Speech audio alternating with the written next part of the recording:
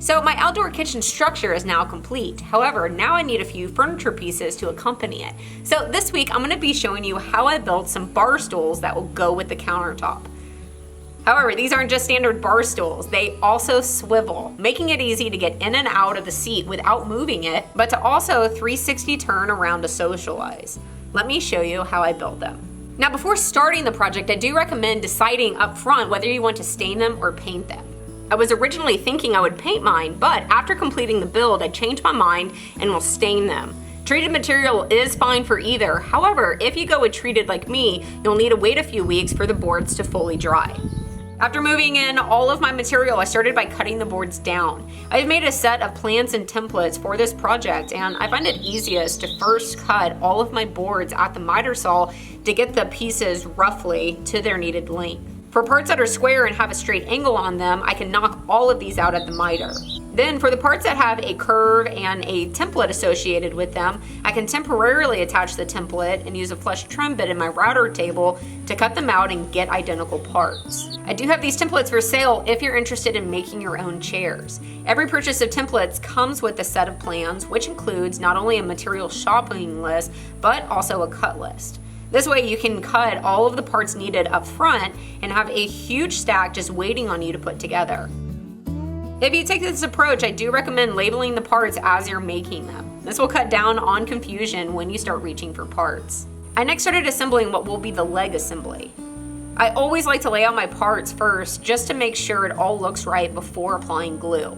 In order to get away from having to do so many half laps, I'm building up 2 layers of 1x material and weaving the layers together to create the legs. Once I glue the 2 boards together, they'll be bonded and give it the strength of a 2x board. I absolutely love this technique and have used it several times in the past. You just need to make sure to get the boards smushed together and joined all the way down. I used a brad nailer since I'll be painting my chair, but you could also use clamps like the Armor dog hold clamps if you want to stain yours and not have it peppered with holes. One thing to pay attention to when building the legs is to make sure they're mirrored to each other and not identical. You'll want a left and a right.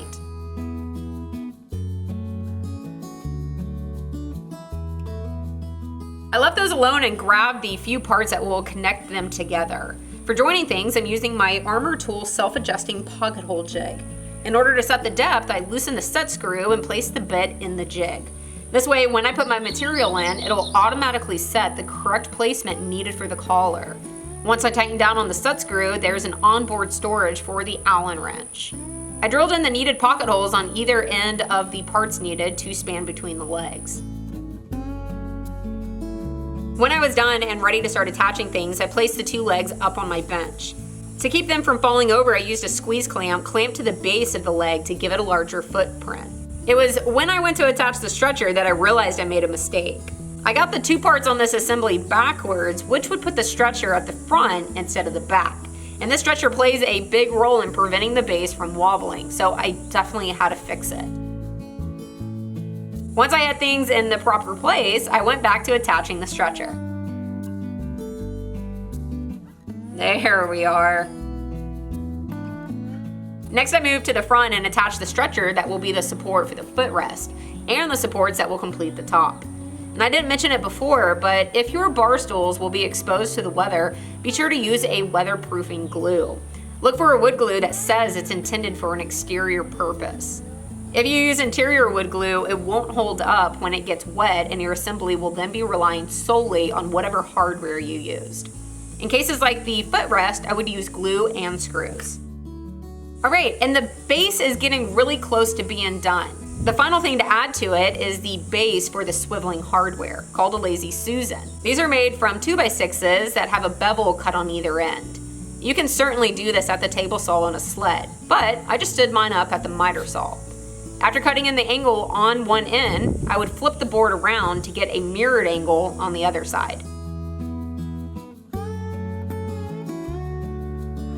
Then it's just a few pocket holes and some wood glue to get it attached. I want to pause and thank this video sponsor, which is Omaze. Omaze created a fundraising platform that gives everybody a chance to win huge prizes while helping to make the world a better place. Right now, Omaze is raising money for Folds of Honor, which is a nonprofit organization that provides educational scholarships to the spouses and the children of America's fallen and disabled service members. To support Folds of Honor, Omaze is giving away one of their biggest prizes yet, a beautiful dream home in Austin, Texas, or $1.3 million cash. Everything is bigger in Texas, and you'll certainly live large in this house, made for the modern millionaire. Located in Austin's Travis Heights neighborhood, you're within walking distance of South Congress Avenue, where the music is live and the food and shopping are amazing.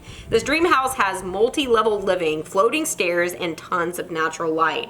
It is a high-end kitchen with seamless built-ins and gorgeous tile. The primary suite has high ceilings and a spa-like bathroom with many elegant accents and so much more. To enter for your chance to win this house or $1.3 million cash and support Folds of Honor, go to omaze.com/April Wilkerson.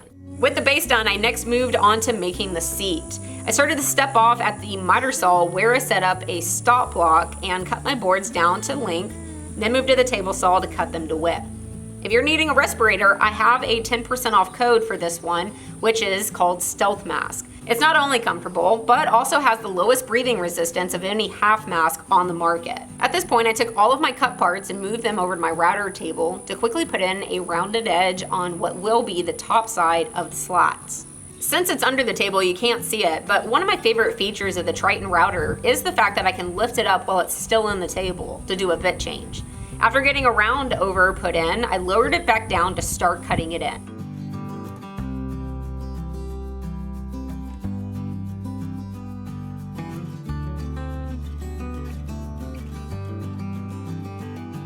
I already cut the seat parts with my templates at the very start, so next I could start joining things together. I applied wood glue to either end before attaching it, but since it is such a low footprint, I also used screws. To prevent splitting, I used a countersink first.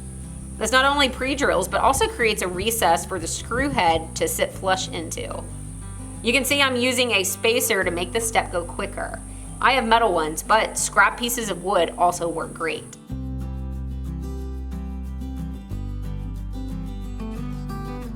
I moved that aside and started building the arm assembly.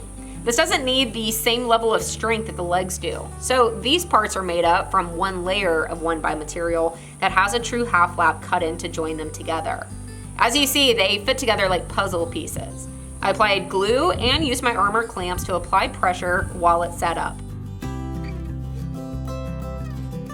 Once it was dry, I applied more exterior glue to the sides of the seat in order to attach them in place. And I found this easiest to stand the whole assembly up on end. Oops, a little bit out of frame there. There we go. Even though I used brad nails to hold it in place, I also left these in squeeze clamps to make sure it got a solid connection. Which is fine, as I used the other half of the workbench to make up the back and arm assembly. These parts are made to match up perfectly to each other on the back so that it's very easy to locate them and know that it's correct. Once the two arms are attached, next I slipped it into place on the seat assembly. This is another part that is attached with glue and screws. I also learned from my building experience that it's difficult to run in the screws since the upper support is so thin. So if you order templates, I actually added hole locations in the arm template to make the step easier for your build. Okay, and last part of the seat build is the back. Of course, everybody should be familiar with the Adirondack style fan back. While it is a simple shape, it's kind of easy to get a slat in the wrong order. So I recommend laying them all out before attaching anything. And these are designed so that you can line up the bottoms, and it's an easy way of seeing if one is out of order. For attaching it, I recommend first finding center of the lower support and lining up the center slat center to it.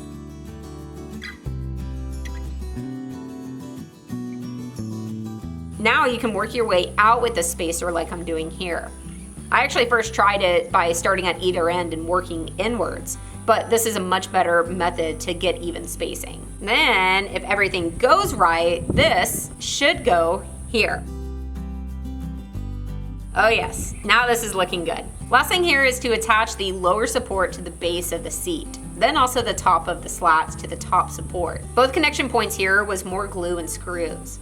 I would recommend pre-drilling with a countersink. At this point, the clamps on the upright arms could be removed. Oh, I almost forgot the base. I will need something to attach the Lazy Susan to, so before moving on, I flipped the seat over and added in the 2 supports that will give me a base. And if these don't make sense right now, they will here shortly. All right, we're getting really close to joining things together, but before moving on, I need to cut the feet. See, right now the feet are just cut square, but since the base is a trapezoid, the feet need to have a compound angle cut on them so that they'll be in full contact with the ground. And I find it easiest to build the legs and then cut this in after. I'm using a small spacer and a pencil to draw a level line around each one of the feet. And this will show you the exact compound angle you need. You can do this with a circular saw or even a flush trim saw, but I used my table saw.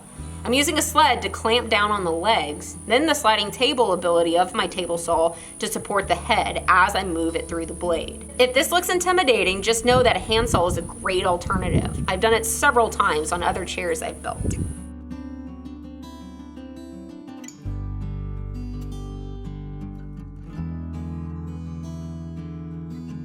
While we're here, let's go ahead and test out the base. I was really curious if it would feel wobbly.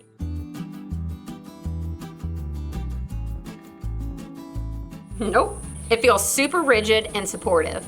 Now that testing is out of the way, let's join our 2 assemblies together. Lazy Susans seem tricky to attach, but it's one of those things that once you get into it, you realize how brilliant they are. I first attached the hardware to the base, centered. Next, I set the seat on top, centered it up, and then crawled underneath and used the gap in the 2x6 supports to get a screw into part B of the Lazy Susan. After getting the 2 within eyesight, I reached up and rotated the entire thing in order to access the opposing 2. I mean, how savvy. Although I am super curious about the origins of calling it a Lazy Susan. I mean, how lazy do you have to be for the inventor to think of you when designing this piece of hardware? But enough feeling bad for Susan. Let's sit in the chair. Oh yeah, this is pretty cool, guys. I won't even tell you how long I spent swiveling back and forth, then going round and round in circles. But it's pretty ridiculous how entertaining I found it. Now, the space will need at least 4 or 5, but I wanted to build one completely to make sure the design was solid before I put in the effort. Now that I know it works and is comfortable and I refined my building process, I will batch out the others to make a complete set. Be sure to check out my website for plans and templates if you want to build your own. I have left you links to everything I use in my shop down below. I really hope that this video has helped you out if you're wanting to build some swiveling bar stools, and I'll see you on whatever I'm building next.